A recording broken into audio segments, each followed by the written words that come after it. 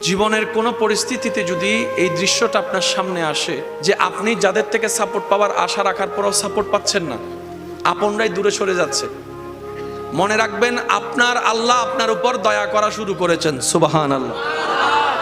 ওই বিপদ থেকে আপনি যাদের সাপোর্ট নিয়ে উঠতে চাচ্ছেন, রব চাচ্ছেন আপনাকে কেউ না করুক সাপোর্ট, আপনার আল্লাহই স্বয়ং আপনাকে সাপোর্ট করতে চাচ্ছে বলেই মানুষকে দূরে সরাই দিচ্ছে। সুবহানাল্লাহ।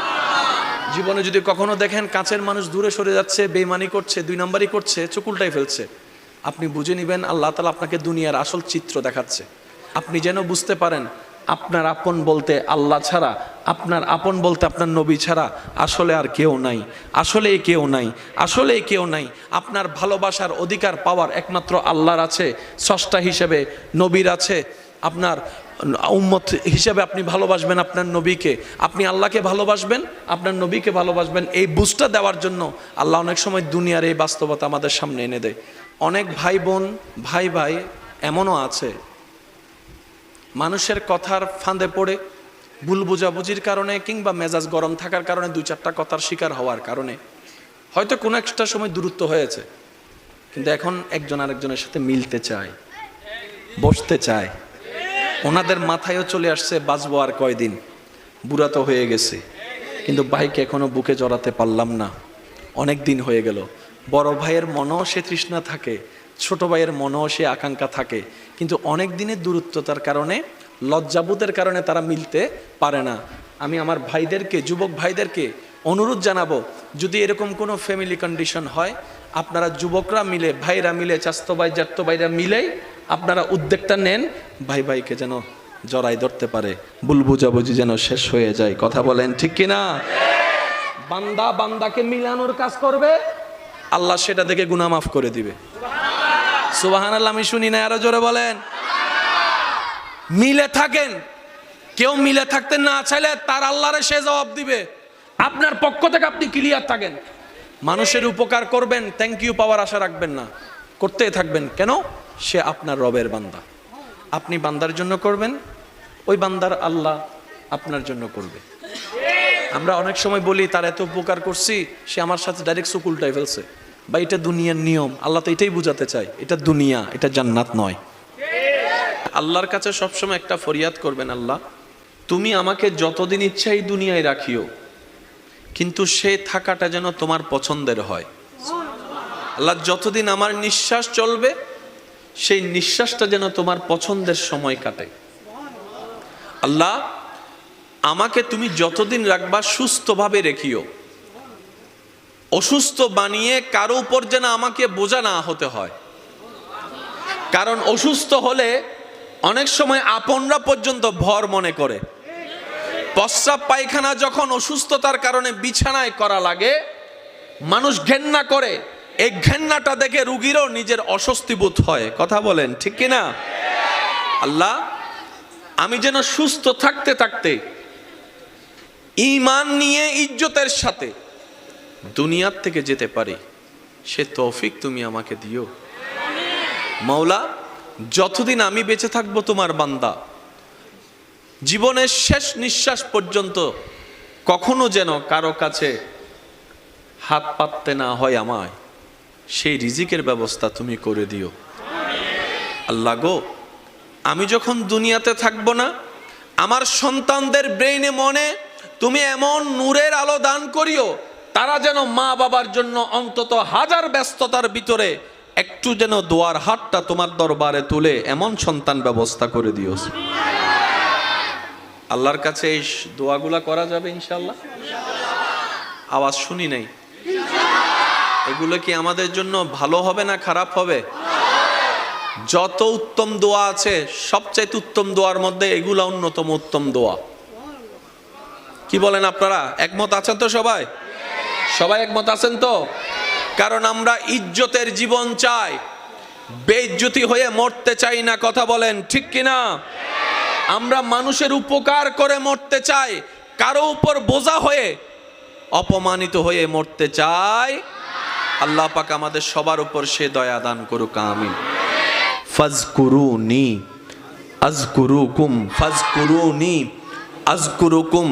আপনি নীরবে একা রুমে বসে আপন রবকে ডাকছেন, জিকির করছেন, ওখান থেকে রব ডাক দিয়ে বলে, বান্দা ফাযকুরুনি আযকুরুকুম, তুমি আমাকে ডাকো, আমি তোমার ডাকে উত্তর দিয়ে দিব। সুবহানাল্লাহ। বান্দা তুমি আমাকে ডাকতে থাকো, আমি আল্লাহ তোমার সমস্যাকে সমাধান করে দিব। সুবহানাল্লাহ। বান্দারে রিজিক কমতি হয়ে তুমি ডাকতে থাকো, আমি আল্লাহ রাজ্জাক তোমাকে রিজিক দিয়ে ভরপুর করে দিব। বান্দা যখন ডাকতে থাকে গভীর রাতে, রব্বুল আলামিন জিজ্ঞেস করে ফেরেশতাকে, ও ফেরেশতা, আমার বান্দা এভাবে ডাকছে কেন, তার কিছু প্রয়োজন আছে কিনা জিজ্ঞেস করো, আমি আল্লাহ দান করতে প্রস্তুত। সুবহানাল্লাহ। কারো ডাক রব আশা করে না। আমি আমার জায়গা থেকে যত সহজভাবে বলা যায় আমি চেষ্টা করছি, বাকিটা ওয়ামা তৌফিক ইল্লা বিল্লাহ, আল্লাহ যতটুকু দয়া করেন। কারণ সবার বলা বুঝ এক, বলেন না, সবার বলা বুঝা এক। তবে আমি আমার প্রেমিক ভাইদের কাছে একটা জিনিস জানতে চাই, আমরা কি লস চাই নাকি লাভ চাই? বেইজ্জত চাই না ইজ্জত চাই? অশান্তি চাই না শান্তি চাই? মাথা নিচু করে বাঁচতে চাই নাকি মাথা উঁচু করে বাঁচতে চাই? এই জিনিসগুলা যাদের দরকার, আজকের আলোচনা তাদের জন্য। সুবহানাল্লাহ বলেন। ঠিক বললে সওয়াব হবে কিনা আমার জানা নাই, কিন্তু সুবহানাল্লাহ বললে কল্পনার বাইরে সওয়াব। পিছনের বাইরে এমন ভাবে সুবহানাল্লাহ বলেন যেন আওয়াজটা এখানে আসে। একবার বলেন সুবহানাল্লাহ। মাশাআল্লাহ। বান্দা যত রবের জিকির করে শয়তানের গালে জুতার বাড়ি ভরে। তো এইরকম অপরচুনিটি, সুযোগ মিস দেওয়া যাবে। জিকিরকারী সবাই, রবের নজর আপনার দিকে। কাশ আমি যদি বুঝাতে পারতাম কথাটা।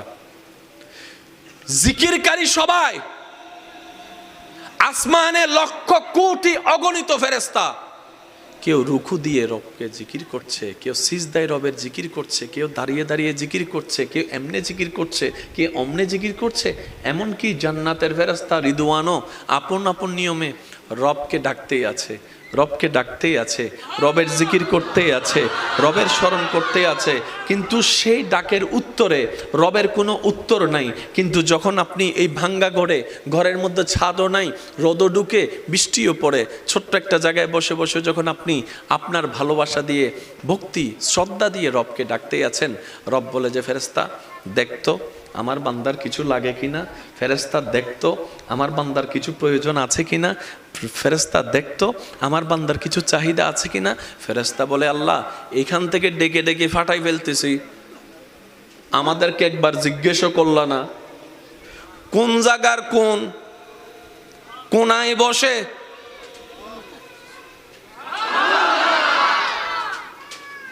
আশেকদের একটু মনের কানটা চাচ্ছি। পুরা সৃষ্টি জগতে পৃথিবী অনেক বড়, কিন্তু সূর্যের সামনে পৃথিবীকে রাখলে একটা ডিমের মতো। ওই বিশ্বজাহানের স্রষ্টা ফেরেশতাকে বলছে দেখতো আমার বান্দার কিছু লাগে কিনা। এবার ফেরেশতাই বলে, আল্লাহ সিদরাতুল মুনতাহায় তোমাকে জিকির করা হয়, প্রথম আসমান দ্বিতীয় আসমান সব জায়গায় তোমার জিকির, সূর্য করে তোমার জিকির, চন্দ্র করে তোমার জিকির, নেপচুন করে তোমার জিকির, প্লুটো করে তোমার জিকির, গ্যালাক্সি করে তোমার জিকির, এত সৃষ্টি তোমার জিকির করে, কারো কিছু প্রয়োজন আছে কিনা তো জিজ্ঞেস করো নাই। কোন জায়গার কে? এই বিশ্বের মধ্যে সূর্যের চাইতে অনেক গুণ ছোট পৃথিবী। এই পৃথিবীর মধ্যে কিছু দেশ, কিছু মহাদেশ বাংলাদেশকে গিলে খেয়ে ফেলতে পারবে এমন অনেক মহাদেশ আছে। এত বড় বড় মহাদেশের চাইতে ছোট একটা দেশ, এই দেশের 64 জেলার একটা জেলা, এই চট্টগ্রামের এতগুলা থানার একটা থানা। জোরে বলেন, আরো জোরে। এই থানার এতগুলা জায়গার মধ্যে একটা জায়গার কোণার মধ্যে বসে আছে, আর তুমি ওখান থেকে শুনছো।